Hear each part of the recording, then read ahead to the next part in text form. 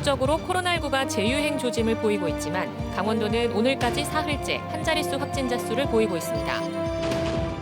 강원도가 동해안 철도 건설과 관련해 공무원들의 투기 의혹을 조사하는 가운데 일부 공무원이 역세권 일대 토지를 소유한 것으로 확인됐습니다. 동해 북부선 철도 건설 사업이 주민 의견 수렴이나 정보 공개 없이 깜깜이로 추진된다는 지적을 받고 있습니다. 고수익 알바라는 말에 이끌려 보이스피싱 수금책 역할을 하다 경찰에 적발되면 형사처벌을 받을 수 있어 주의가 필요합니다. 안녕하십니까. 뉴스데스크 강원입니다. 전국적으로 코로나19 확진자가 600명대를 유지하는 가운데 강원도에서는 사흘째 확진자 수가 한 자릿수를 유지하고 있습니다. 지난 7일에는 7명, 어제는 철원과 횡성, 원주에서 각 1명씩 3명이 확진됐고 오늘도 춘천과 원주, 강릉, 동해, 양양에서 각 1명씩 모두 5명이 추가됐습니다. 강릉의 70대 확진자는 병원 검사에서 확진 판정을, 양양의 70대 확진자는 가족 간 감염으로 격리 해제 전 검사에서 양성 판정을 받았고 동해에서도 확진자의 접촉자가 확진됐습니다. 양구에서는 휴가에서 복귀한 군장병 1명이 확진돼 접촉군인 40여 명이 검사를 받았습니다. 어제까지 도내 누적 확진자는 2,438명이었습니다. 강원도는 사회적 거리 두기 1.5단계와 5인 이상 집합 금지를 다음 달 2일까지 3주간 유지한다고 밝혔습니다. 대신 거리 두기 단계와 지역 증상에 상관없이 검사를 희망하면 무료 검사를 지원하고 방역 관리를 강화할 방침입니다. 한편 오는 12일부터는 모든 실내에서 마스크를 상시 착용해야 하고 실외에서도 2m 거리 두기를 할 수 없거나 집회, 공연, 행사 등에서는 마스크를 항상 써야 합니다. 강원도가 동해안 철도 건설과 관련해 공무원들의 투기 의혹을 조사하는 과정에서 일부 공무원들이 역세권 일대 토지를 소유한 것을 확인했습니다. 해당 공무원들이 개발 정보를 취득해 토지를 소유한 것이 확인될 경우 적지 않은 파장이 예상되고 있습니다. 정치권에서는 잇따라 강도 높은 조사를 촉구하고 있습니다. 홍한표 기자가 보도합니다. 강원도가 동해안 철도 건설과 관련해 내부 정보를 활용한 공무원들의 투기 의혹을 전수조사하고 있습니다. 조사 대상은 동서고속화철도와 동해 북부선 철도의 역세권 예정 부지로 강원도청과 속초, 고성, 양양, 인제, 화천, 양구 공무원들이 조사 대상입니다.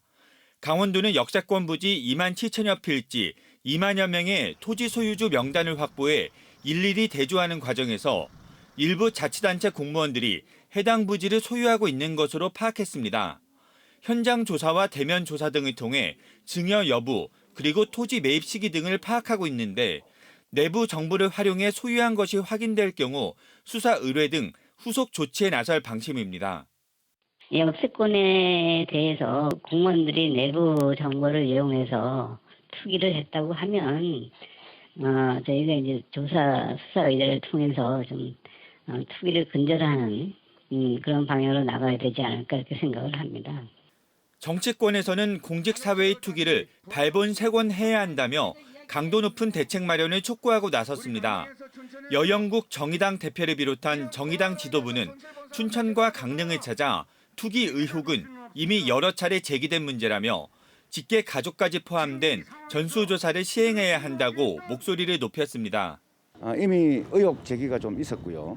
혹시나 미공개 정보를 이용해서 그 어떤 부지에 해당되는 땅에 대해서 부정한 투기는 없었는지 이걸 국회 차원에서 철저하게 들여다보도록 하고요. 앞서 속초시 의회 역시 공무원의 투기 의혹을 강도 높게 조사할 것을 촉구하는 성명서를 발표하기도 했습니다. 강원도의 대규모 철도 건설 사업이 진행되는 과정에서 공무원들의 투기 의혹이 사실로 드러날 경우 공직사회 전반에 거센 후폭풍이 예고될 전망입니다. MBC 뉴스 홍한표입니다. LH 직원들의 신도시 땅 투기 의혹의 핵심 인물이자 간부인 이른바 강 사장이 강릉 유천 보금자리 주택지구 개발 때도 1억 원대 보상금을 챙긴 것으로 드러났습니다. 국회 행정안전위원회 권영세 의원의 강릉 유천 보금자리 주택지구 토지보상 현황 자료에 따르면 LH 현직 직원인 강 씨가 지난 2005년 강릉시 교동에 논을 매입하고 이듬해 12월 택지 개발로 수용되면서 1억 652만 원에 달하는 보상금을 챙긴 것으로 나타났습니다. 강 씨가 땅을 구입한 지 8개월 만에 개발지구로 지정되고 11개월 만에 공시지가의 367%에 달하는 보상까지 이뤄져 사전 정보 획득으로 매매했다는 의혹을 받고 있습니다. 하반기 착공 예정인 동해 북부선을 놓고 지역 주민들의 의견을 수렴해 노선과 역사를 정해야 한다는 목소리가 커지고 있습니다. 지역은 물론 국가 차원에서도 매우 중요한 의미를 갖는 사업임에도 깜깜이로 추진되고 있다는 지적입니다. 박은지 기자입니다. 남강릉부터 고성 제진까지 111.7km의 단선철도를 건설하는 동해 북부선. 북한까지 이어지는 동해선 남쪽 단절 구간을 연결함으로써 남북 경제 협력 기반을 구축하고 지역 경제 활성화도 도모하는 국책 사업입니다. 예비 타당성 조사가 면제되고 2조 7천억 원이라는 막대한 예산이 투입되는 것은 현재가 아닌 미래를 구상하는 사업이기 때문입니다. 마침내 한반도 신경제 구상의 중심축 하나인 환동의 경제권의 혈맥이 완성됩니다. 당장 하반기 착공을 앞두고 있는데 지역사회에서는 제대로 논의도 없이 깜깜이로 추진되고 있다는 불만이 커지고 있습니다. 일각에서 여객을 중심으로 한 도심 역세권 개발 등 장밋빛 전망도 있지만 사업의 본질이 물류를 중심으로 명시된 만큼 기대와 현실이 다를 수 있다고 전문가들은 지적합니다. 국토부는 동해선 철도 연결로 국가 물류 경쟁력을 강화하는 계기가 될 것이라며 향후 남북 관광이 재개되면 관광객 유입 등 지역 경제 활성화도 기대할 수 있다고 설명한 바 있습니다. 그런데 현재 공개된 노선은 물류 중심인 남강릉역이 반영되지 않고 양양, 속초는 도심을 양분해 관통할 것으로 보여 우려가 나오고 있습니다. 물류단지나 산업단지가 들어서야 그것이 경제적 효과를 극대화할 수 있는데 지금과 같은 구조라 그러면 동해안에서 그런 것들을 찾아보기가 상당히 어려울 것이다라는 거죠. 강릉에선 남강릉역 추진위원회가, 양양에선 군의회에서 국토부, 철도공단 등의 설명회 개최와 일정 공개 등을 요구했지만 제대로 답변조차 받지 못했습니다. 지역의 여론이나 의견을 수렴해서 정부가 동해 북부선 철도 노선 역사 이런 것들을 결정해야 된다고 생각합니다. 중앙정부의 스케줄이 전혀 없다라는 거죠. 그러니까 저희들도 지금 고민되는 게 정부가 도대체 언제 뭘 어떻게 하겠다는 건지. 국가적으로도 지역사회에도 커다란 발전의 전환점이 될 것이라는 동해 북부선 철도. 지역의 궁금증과 의문을 해소하고 여론을 반영해야 한다는 목소리가 커지는 가운데 일방적인 추진이라는 비난을 받지 않으려면 구체적인 청사진 제시가 필요해 보입니다. MBC 뉴스 박은지입니다. 극심한 취업난 속에 젊은이들이 고수익 알바라는 말에 이끌려 보이스피싱 범죄에 연루되는 일이 잇따르고 있습니다. 피해자들로부터 현금을 받아 조직에 전달하는 수금책 역할을 하는 건데 형사처벌을 받을 수 있어 주의가 필요합니다. 이용 기자가 보도합니다. 지난 2019년 한 달에 500만 원을 벌 수 있다며 친구로부터 아르바이트를 소개받은 20대 A씨. 대출업체 직원을 가장해 특정인에게 전화하고 지정 계좌로 돈이 입금되도록 하면 건당 수십만 원의 수당을 주겠다는 겁니다. 알고 보니 친구들은 구인 광고 사이트를 통해 고용된 보이스피싱 조직원이었고 A씨는 이들의 지시에 따라 피해자들로부터 1,900여만 원을 받아 넘겼습니다.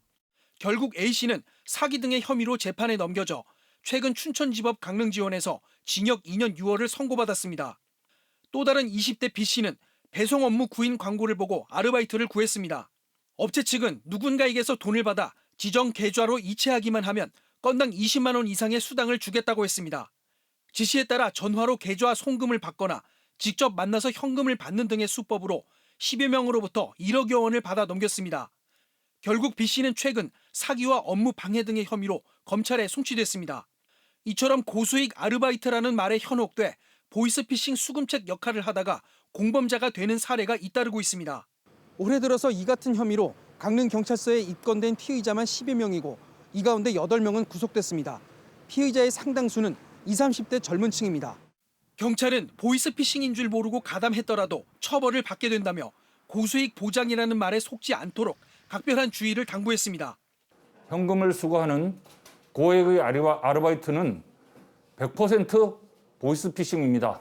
길에서 또는 커피숍 등에서 현금을 건네는 행위는 모두 보이스피싱이니 특히 업체가 면접을 보지 않고 메신저 등으로 업무 지시를 하면 보이스피싱 조직일 가능성이 높다고 경고했습니다. 국정감사 자료에 나온 지난해 도내 보이스피싱 피해 규모는 772건, 피해액은 158억 원에 달합니다. 취업난과 학비 마련 부담 등으로 청년들이 연루되는 보이스피싱 범죄가 기승을 부리고 있습니다. MBC 뉴스 이웅입니다.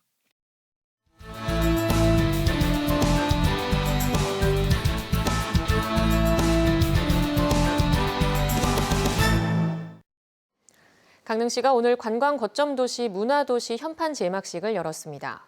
지난해 1월 관광 거점 도시에 선정된 강릉시는 2024년까지 모두 1,000억 원을 들여 뉴 경포지구와 올림픽파크, 경포 안목 해변지구, 오죽헌지구, 명주동 옛 도심을 올드타운 지구로 조성해 다양한 관광 상품과 체험 공간, 프로그램 등을 마련할 계획입니다.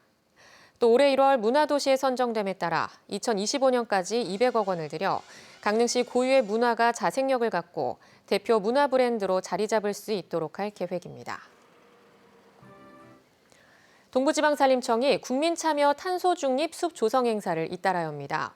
동부지방산림청은 2050년 탄소중립 이행을 위해 오늘 양양을 시작으로 오는 24일까지 강릉과 삼척 등 모두 6곳, 구규림 0.6헥타르에서 1,800여 그루의 나무를 심습니다. 이번 행사에는 4개 기업과 일반인 100여 명이 참가합니다. 한편 동부지방산림청은 올해 782헥타르에 238만여 그루의 나무를 심어 연간 7,500여 톤의 이산화탄소 감축 효과를 기대하고 있습니다. 태백시는 시승격 40주년을 맞아 각종 기념 사업을 추진하기로 했습니다. 40주년 도시의 정체성을 확립하고 도시 브랜드 이미지를 창출하기 위한 자치발전 전략 토론회를 다음 주에 개최하고 5월과 6월쯤에는 미래발전 포럼을 열 예정입니다. 40주년을 기념하는 영상물과 시정백서 제작, 태백시 결의문 정비도 추진합니다.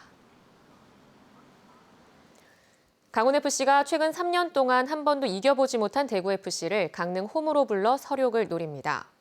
강원FC는 내일 오후 2시 강릉 종합운동장에서 하나원큐 K리그1 2021 9라운드 대구FC와 홈 경기를 치릅니다. 강원은 지난 2017년 7월 이후 3년 8개월 동안 대구와 맞붙어 승리한 적이 없습니다.